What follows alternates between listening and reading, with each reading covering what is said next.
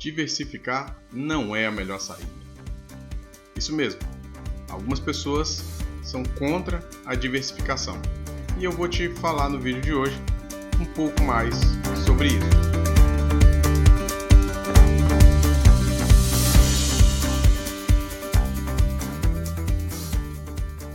Olá, tudo bem? No vídeo de hoje a gente vai discutir um pouco mais sobre a questão da diversificação. O que parece ser uma unanimidade, na verdade não é tão unânime assim. Muitos investidores não gostam da diversificação. E aí eu vou te dizer o porquê. Antes disso, vamos definir exatamente o que é a diversificação. A diversificação ela se baseia principalmente na questão de agregar vários ativos, vários investimentos, várias ações, sendo de setores diferentes, para equilibrar o risco de mercado. Existe no mercado um tipo de risco chamado de risco sistemático, que é o risco em que todas as empresas estão sujeitos.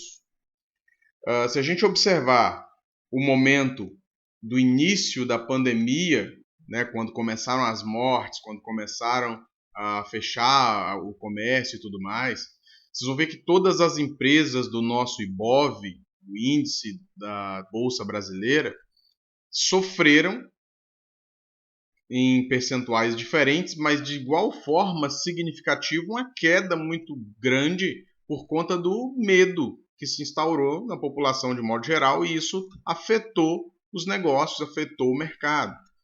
Então esse risco que todos estão sujeitos é chamado de risco sistemático. Só para esclarecer, fazendo um adendo, o IBOV ele é um índice de uma carteira hipotética.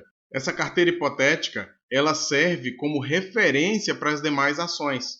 Então essas 61 empresas com 65 ativos, ela se apresenta como uma referência para as demais empresas. Então se o conjunto dessa carteira hipotética está em alta, está subindo, como agora, né, em junho de 2021, o índice está nas alturas, né, está rompendo todos os recordes, aí, os topos, como dizem os analistas gráficos, isso sugere que o mercado está em alta, o mercado está indo bem, existem mais compras do que vendas de ativos, isso eleva o preço das ações.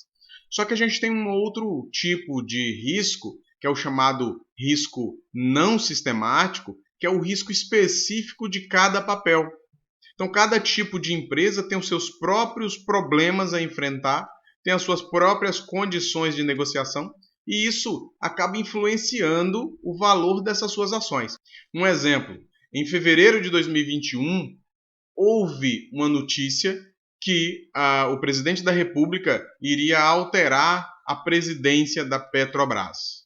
Naquele dia, a Petrobras chegou a cair 19%. Só que foi um problema específico dentro da companhia. Tudo bem, afetou o IBOV, né? O IBOV naquele dia caiu 5%, mas afetou muito menos o IBOV do que a queda real que houve dentro de uma empresa específica. Aí esse risco chama os teóricos de risco não sistemático. É o risco que não é pertinente ao sistema como um todo. É o risco específico daquele papel, daquela empresa. E isso existe dentro de todas as empresas, de todos os papéis do mercado financeiro. Mas há uma forma de você conseguir observar qual é o nível de risco daquele papel que você se interessa, daquele papel que você investe. Se você então abrir o site que eu estou te mostrando aí agora na tela, o investing.com, existem outros similares que fazem o mesmo papel. Você vai ver que existe um campo que ele delimita para nós o coeficiente beta do papel. Esse coeficiente beta ele é a relação entre o risco do mercado e o risco do papel.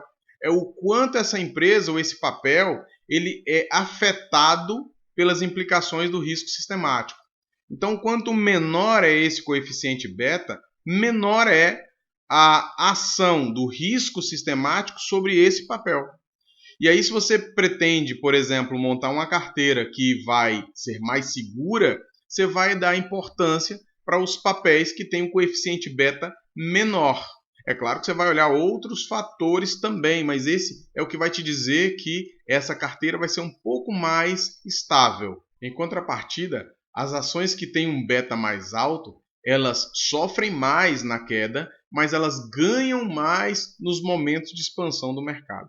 Então, quando você opta pela diversificação, que é uma das maneiras de você estruturar sua carteira para investir, o que você vai ter que fazer, na verdade, é compor um grupo de ativos que te tragam o que você espera dessa carteira. Se é um crescimento mais rápido ou se é uma segurança maior. A diversificação serve, então, para você sofrer menos com os impactos diretos ou no papel ou de maneira geral no mercado. Para isso serve a diversificação. Mas o tema do vídeo é: diversificar não é a melhor saída. E existe outra? Claro que existe. Vou falar então de duas pessoas que eu quase não falo nos nossos vídeos. O primeiro é o Luiz Barsi, maior investidor pessoa física do Brasil, da Bolsa Brasileira. O Luiz Barsi tem uma história que é recorrente, ele conta em todos os seus relatos, que ele percebeu que ele precisava reforçar sua aposentadoria quando ele fez uma análise da estrutura da Seguridade Social no país e ele entendeu que isso não era sustentável.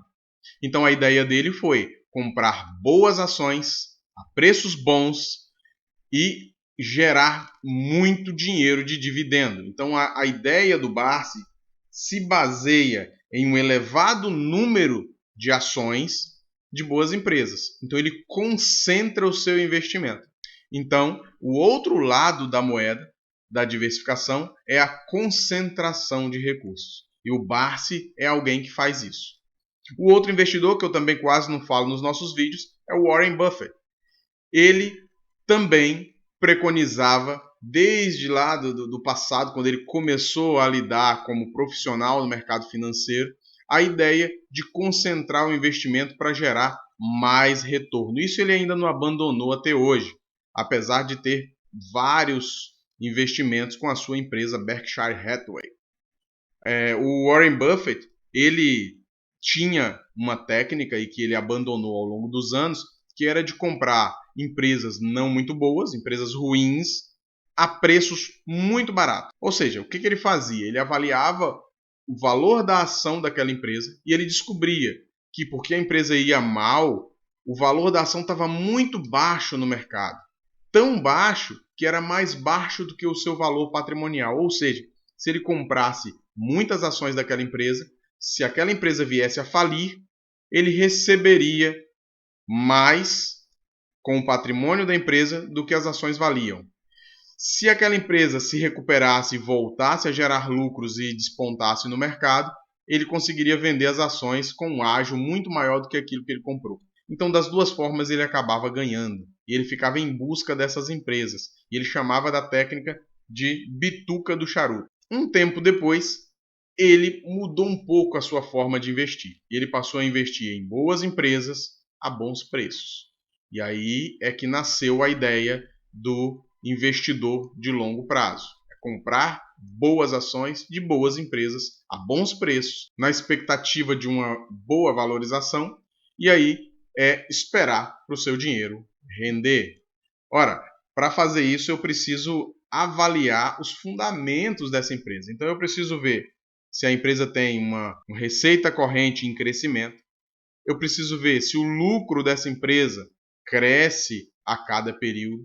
Preciso ver ainda se as condições de preço do ativo dessa empresa, os preços das ações dessa empresa se compensam, estão ainda compensando adquirir ou já estão muito elevados. Preciso ver ainda se há uma perspectiva futura de retorno nessa organização. E aí eu consigo fazer pelo menos a análise preliminar dessas possíveis opções de investimento para montar a minha carteira. Ou seja, você tem aí duas alternativas para agir de acordo com o seu perfil de investimento, seguindo sempre a ideia de conhecimento, habilidade e atitude, que já discutimos em outro vídeo, que eu vou deixar aqui para vocês, e perceber que você precisa estudar, investir em conhecimento, para depois conseguir realizar os feitos de lograr êxito no mercado financeiro. Agradeço a vocês pela companhia. Se gostou do nosso conteúdo, considere se inscrever no canal, curta, compartilhe esse vídeo com os amigos. Esse conteúdo pode ser interessante para outras pessoas também. Deixe seus comentários caso se interessou mais pela estratégia do Warren Buffett, pela estratégia do Barsi, quer conhecer um pouco mais. Fale com a gente, estamos à disposição. Um grande abraço e até a próxima.